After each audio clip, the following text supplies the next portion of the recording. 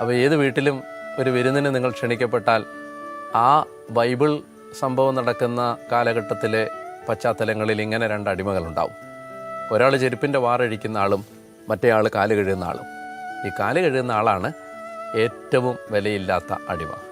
നിങ്ങൾ ഓർക്കണം, സ്നാപയോഹന്നാൻ താന് വലിയവനല്ല എന്ന് കാണിക്കാൻ ഉപയോഗിച്ച ഉപമ ഈ അടിമകളിലെ സെക്കൻഡ് ലാസ്റ്റ് വണ്ണിൻ്റെ ഉപമയാണ്.